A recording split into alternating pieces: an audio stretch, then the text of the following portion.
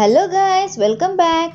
ഞാൻ ഇന്നൊരു അടിപൊളി ലഡു ആയിട്ടാണ് വന്നിരിക്കുന്നത്. ഇന്ന് ഞാൻ ഫ്ലാക്സ് സീഡ്സ് കൊണ്ട് ഒരു ഹെൽത്തി ആയിട്ടുള്ള ഒരു ലഡുവാണ് തയ്യാറാക്കാൻ പോകുന്നത്.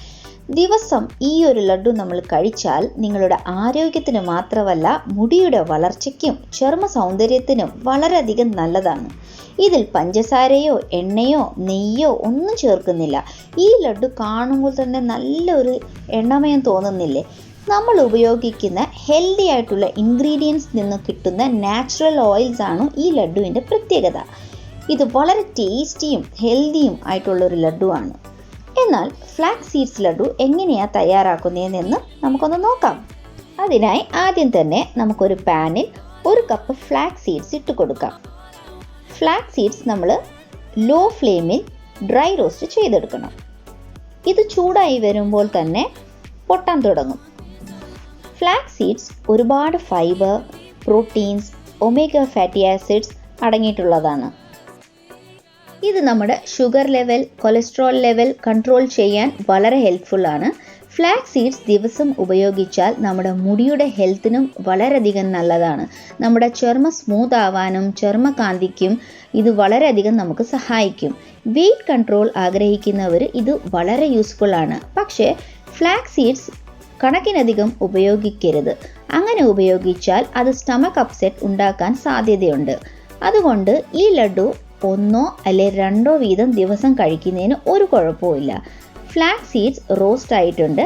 അതിപ്പോൾ നമുക്ക് ഒരു പാത്രത്തിലേക്ക് മാറ്റാം. അടുത്തതായി അതേ പാനിൽ 1/2 കപ്പ് എള്ളും കൂടി ഡ്രൈ റോസ്റ്റ് ചെയ്യാം. എള്ളും ആരോഗ്യത്തിന് വളരെയധികം നല്ലതാണ്.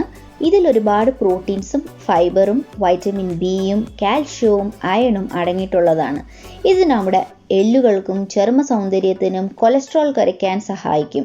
സ്ത്രീകളിലുള്ള ഹോർമോൺ ഇംബാലൻസുകൾ ഒന്ന് ബാലൻസ് ചെയ്യാനും ദിവസം 1 ടേബിൾ സ്പൂൺ എള്ള് ഉപയോഗിക്കുന്നത് വളരെയധികം നല്ലതാണ്. എള്ളും ഒന്ന് പൊട്ടി ഫ്രൈ ആയതിനു ശേഷം നമുക്ക് ഇതൊരു പാത്രത്തിലേക്ക് മാറ്റാം. അടുത്തതായി നമ്മൾ 1/2 കപ്പ് കപ്പലണ്ടിയും 1/2 കപ്പ് ബാദാമും കൂടി ഒരുമിച്ച് ഒന്ന് റോസ്റ്റ് ചെയ്തെടുക്കാം. ഇതൊന്ന് ക്രഞ്ചി ആകുന്നത് വരെ നമ്മൾ റോസ്റ്റ് ചെയ്തെടുക്കണം. ബാദാമിൽ ഒരുപാട് calcium, protein, zinc, vitamin K, E എല്ലാം അടങ്ങിയിട്ടുള്ളതാണ്. അതുകൊണ്ട് ഇത് കുട്ടികളുടെ ബ്രെയിൻ ഡെവലപ്മെൻറ്റിന് വളരെ ഹെൽപ്ഫുള്ളാണ്. അതുപോലെ കപ്പലണ്ടിയിലും proteins, omega fatty acids, biotin, vitamin E അടങ്ങിയിട്ടുള്ളതാണ്. ബദാമും കപ്പലണ്ടിയും ക്രഞ്ചി ആയതിനു ശേഷം നമ്മൾ ഇതും മാറ്റാം. ഇപ്പം നമുക്കിതെല്ലാം ഒന്ന് പൊടിച്ചെടുക്കണം. അതിനായിട്ട് നമുക്ക് ഇതെല്ലാം ബ്ലെൻഡറിലേക്ക് ഒന്ന് പൊടിക്കാൻ വേണ്ടിയിട്ട് ഇട്ട് കൊടുക്കാം. നമ്മൾ ഉപയോഗിച്ചിരിക്കുന്ന എല്ലാം വളരെ ഹെൽത്തി ആയിട്ടുള്ള ഇൻഗ്രീഡിയൻസ് ആണ്. എന്നിട്ട് ഇതിൽ 3 ഏലക്കയും കൂടെ ചേർത്തിട്ട് ഒന്ന് പൊടിച്ചെടുക്കാം. ഇതുപോലെ നല്ല ഫൈനായിട്ട് ഇതൊന്ന് നമുക്ക് പൊടിച്ചെടുക്കാം. ഇതിപ്പം നമുക്ക് മാറ്റി വയ്ക്കാം. അടുത്തതായി നമ്മളൊരു പാനിൽ 1 കപ്പ് ശർക്കര ഇട്ട് കൊടുക്കാം. അതിൽ 1/4 കപ്പ് വെള്ളം കൂടി ചേർത്ത് കൊടുക്കാം. ഇതൊന്ന് ഉരുകുന്നത് വരെ നമ്മൾ ഇളക്കി കൊടുക്കണം. നമ്മൾ ഈ ലഡുവിന് പഞ്ചസാര ഉപയോഗിക്കാതെ ശർക്കരയാണ് ഉപയോഗിക്കുന്നത്. അതുകൊണ്ട് ഇത് വളരെ ഹെൽത്തിയാണ്. നമ്മളിത് ഇങ്ങനെ ഇളക്കിക്കൊണ്ടിരിക്കണം. ശർക്കര ഉരുകി നല്ലതായിട്ട് തിളയ്ക്കാൻ തുടങ്ങി. ഇത് നമുക്കൊരു നൂൽ കൺസിസ്റ്റൻസി വരുന്നത് വരെ തിളപ്പിക്കണം. 2-3 മിനിറ്റ് തിളപ്പിക്കുമ്പോൾ നമ്മൾ വിചാരിച്ച ഒരു നൂൽ പരുവം ആയി കിട്ടും. ഇപ്പം നമ്മളിതിൽ നേരത്തെ തന്നെ പൊടിച്ച് വെച്ചിരിക്കുന്ന ഫ്ലാക്സ് സീഡ്സും കപ്പലണ്ടിയും ബദാമും എല്ലാം ഇട്ട് പൊടിച്ച് വെച്ചിരിക്കുന്ന ഈ പൊടി ഇതിലേക്ക് ഇട്ട് കൊടുക്കാം. ഇതിപ്പോൾ നമ്മൾ ഈ ഉരുകിയ ശർക്കരയിൽ നല്ലതുപോലെ ഒന്ന് മിക്സ് ചെയ്തെടുക്കണം. ഫ്ലെയിം ലോയിലാണ് ഇരിക്കുന്നത്.